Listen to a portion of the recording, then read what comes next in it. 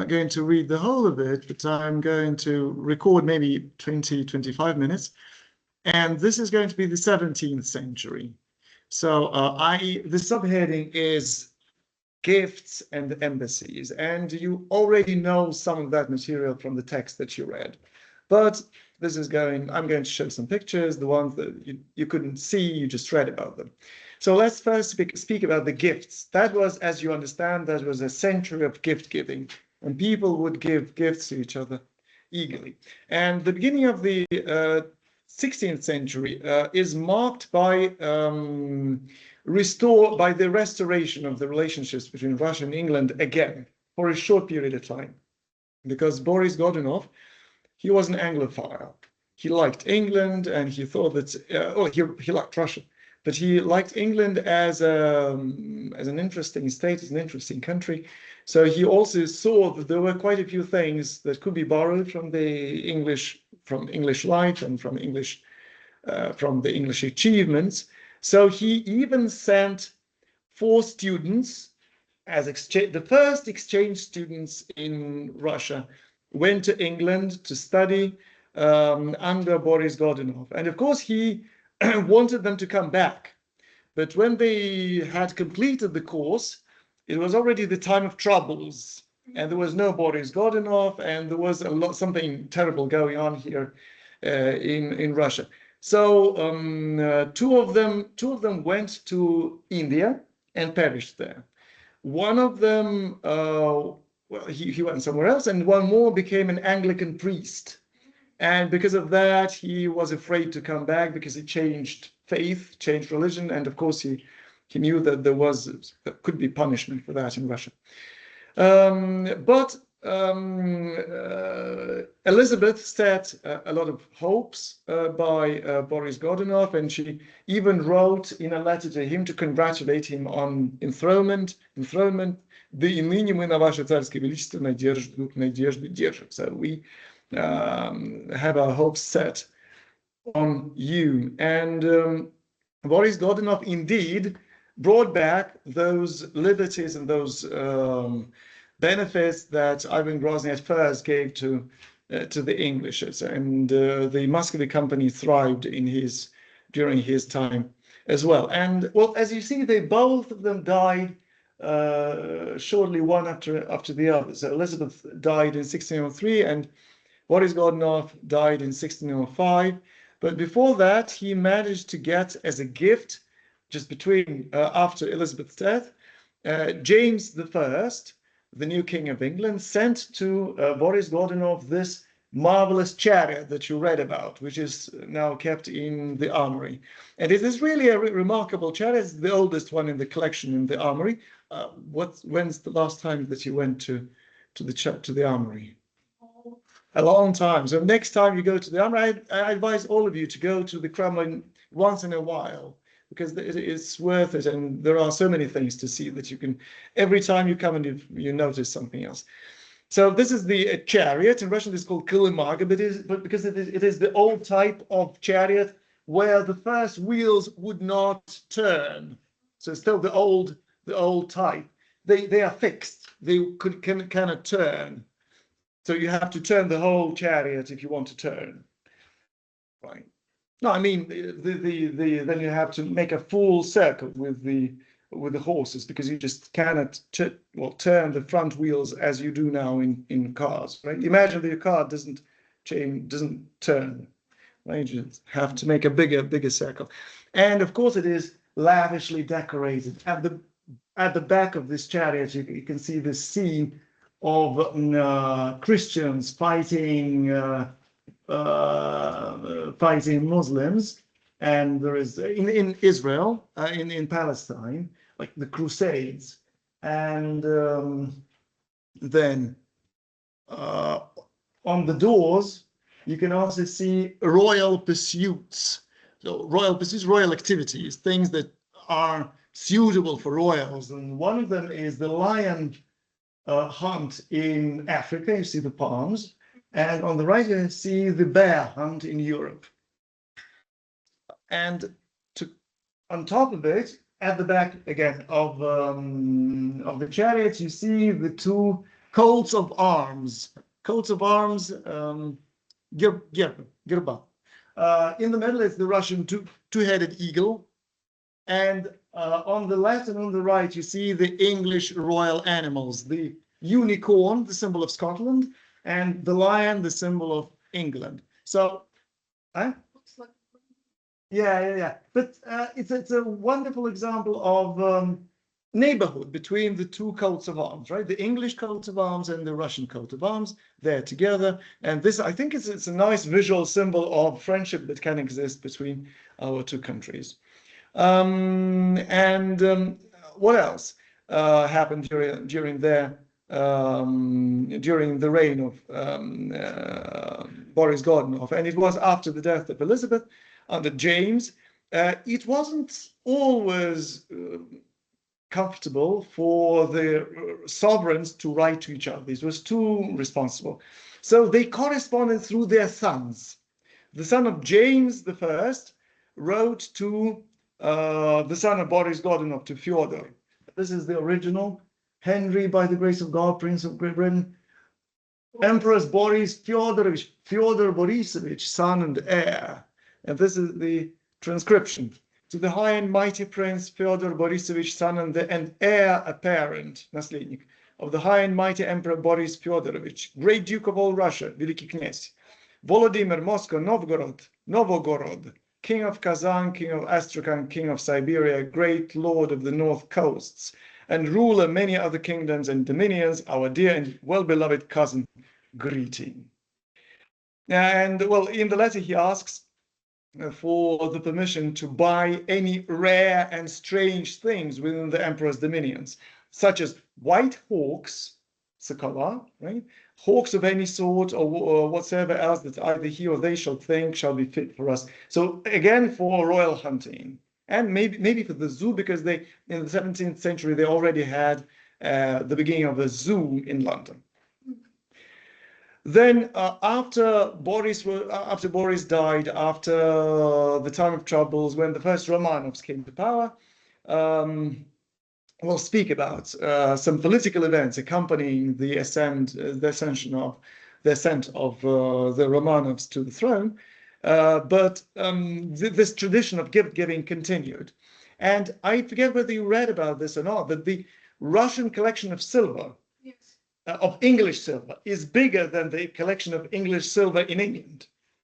Well, that's because of the Civil War. Because of the Civil War, because of the turbulence, using the active word, right? The English silver was minted into coin, and in Russia, the English gifts were preserved, so we have a rich collection of English silver in the armory. So these beautiful goblets were brought and presented to the Tsar by William Smith in 1629. Now, this is already a very typical English vase. Well, this is not a vase, this is a goblet for wine.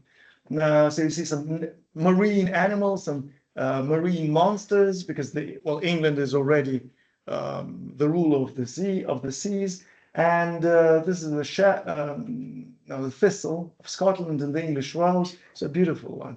And here you can screw off the head and pour into it the wine, and that's a nice place to keep your wine in. And the Vaticans. Oh, it says that you can't see my. Come on.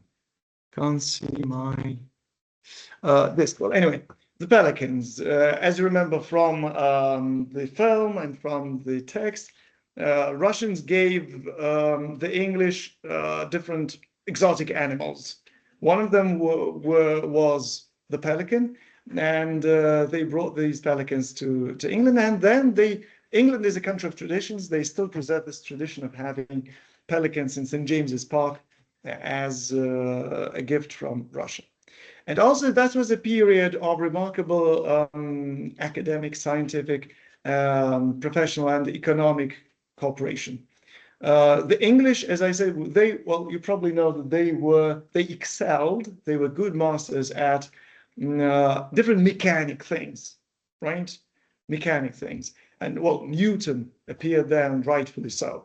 But it was slightly later. But the English were quite capable for this sort of thing even before that. So one of the symbols of Russia, Spasskaya Tower, was that high in those days. That was a functioning military tower. And of course, this is not very practical to have this long spire, this long steeple here. But at that time, Moscow was already relatively safe. So they decided to make it bigger, and they installed a clock. There was a clock even before the English came, but he sort of changed the design, and he built this tower. That was an English master, Christopher Holloway, we don't know, we have the Russian transcription of his name. In 1620, he built this, and he also installed a new clock here. But in those days, the Russian clock functioned a bit differently from what we see nowadays, because look, this is a picture of the Muscovite clock from an illustrated album of those days. So it says Horologium Moscoviticum, the Muscovite clock. Now tell me, how does it work? There's no arrow, no hand. Let me think. Think. And moreover, how many hours are there in a full day, night and day? 24. Here we have 17. Just 17. There are 17 hours on this clock. How come? How did it work? Sorry. Yeah? Okay, any guesses? Something with the shadow. No, that was a mechanical clock. And where is the hand that points you to the... Yes, this is the arrow. This is the hand. But Supposed to align the whole thing moved, right? The whole disc moved. So there was a job for the clock keeper. He had to set the clock in the morning, to set it at first hour. This is the first one. This is the first hour. And then the whole disc ticked the whole day. And the hand showed you how much time it was, what time it was. But how long can be the longest day in this part of Russia? 17 hours in summertime. It's daylight. Daylight. And then the night, the longest night is also 17 hours, right? So you set the clock in the morning and in the evening, and it shows you the time, well, mostly in daytime, when the sun rises.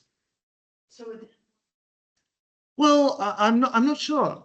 Probably did not. Who wants time at night, after all? Now, tell me, what is the time now if we judge by this old Russian clock? Well, let's set the sunrise at 6. It's not 10:30 now. If the first hour, if the 0 hour is 6:30, it's 6:30. Well, because if 6 is 0, 12 o'clock is 6 is the 6th hour, right? 6 o'clock, and then 6:30 now is 6:30. Okay, right. So this is the description of the way this clock works. The Russian started at sunrise, and then so the bell also rings, and it's until night. Now, probably they also set it at night as well. You see, so maybe after all, they already needed time at night. And one more English master who came. What's the name of the guy who built the top of the Spasskaya Tower? Christopher Holloway, right. Please put down things. If you don't put down even small things, all of these things just go away. And John Taylor was another English mechanic who was commissioned to build a water pump into the Kremlin. So this corner tower in the Moscow Kremlin is now called Vodovzvodная, water pumping. And before that, it was called Sviblova Bashня. So, and after John Tally installed the water pump from the Moscow River, it is called Vodovzvodная. The English also explored Russia. We know something of the Russian explorers, but the English also contributed to exploring Russia. And well, for example, this is the map of Russia with confines 1625. It's slightly better done than Jenkinson's map. But you also see Lithuania, Moscovia, Dwina, Russia, Murmanskoye More. What else do we see? Taurica, which is for Crimea, and so on and so on. Kiev.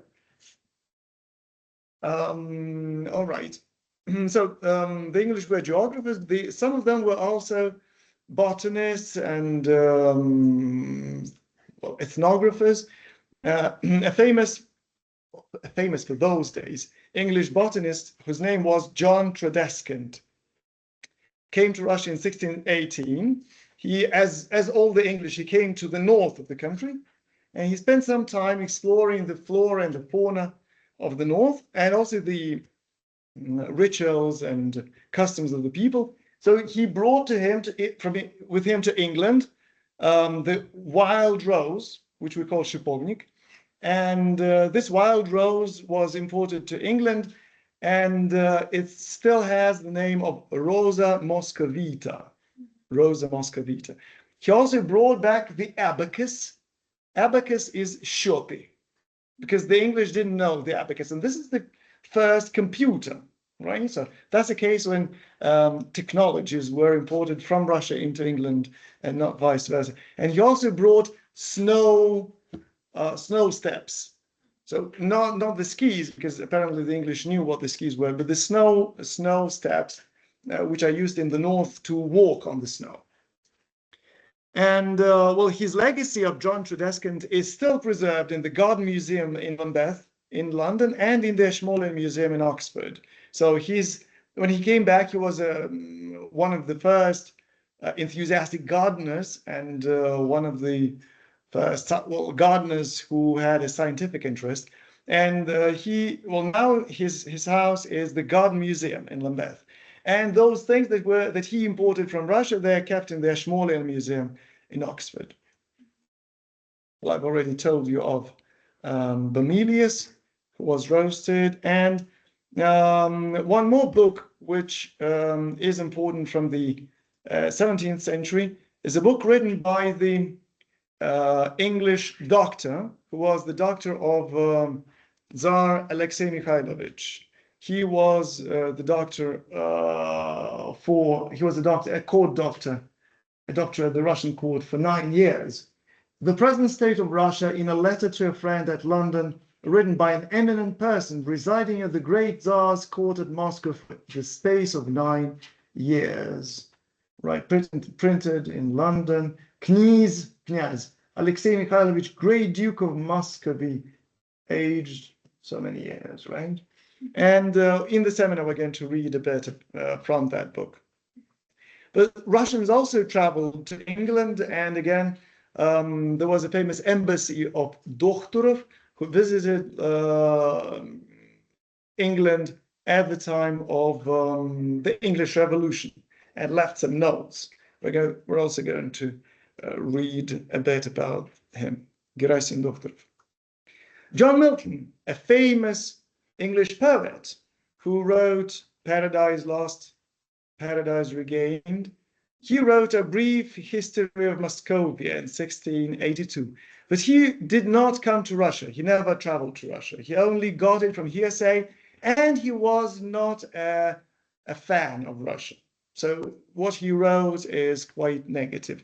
And the thing is, if you keep writing bad things about some country, and then somebody who wants to collect all that, he writes a very bad account of the country. So that would happen to Milton, because he collected all those things written by Fletcher, by Jenkinson, Boris, and other people who traveled to Russia, and he wrote a book about Russia, about Moscovia, never traveling to Moscow. And what else did people exchange? So you saw that Russia and England exchanged technologies, and Russia invited a lot of English professionals here.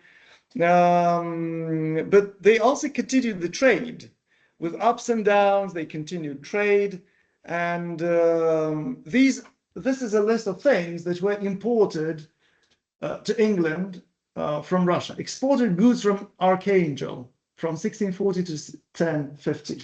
Russian linen, homespun cloth, and carpets, right? Textiles. Potash. Do you know what potash is? I looked it up. Potash is a chemical. It's more, we can say, an ancient chemical that people have known how to produce. Yeah, it's for soap. It's an ingredient for soap, for cleaning. This is kali. Yeah, this is calcium, calcinated kalium. You get it from ash. So you pour water through ash.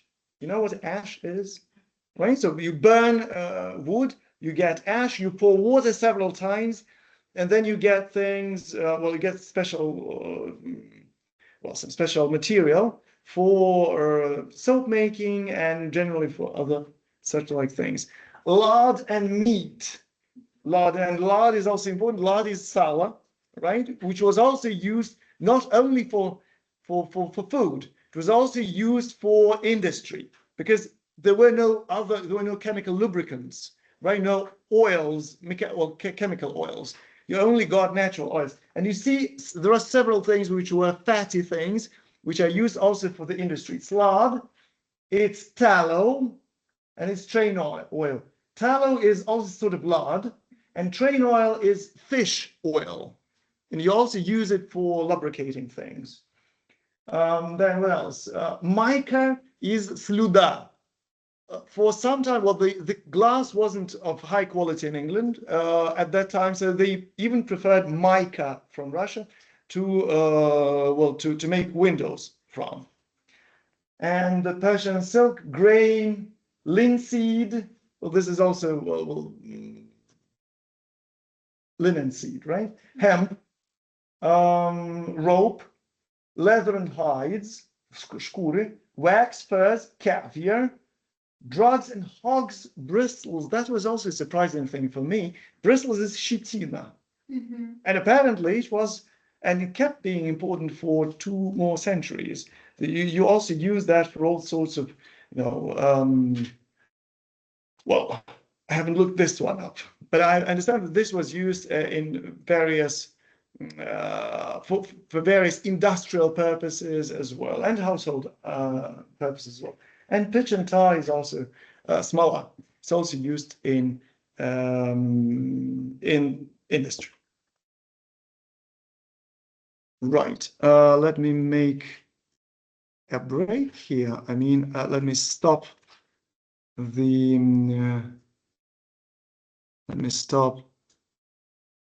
recording now.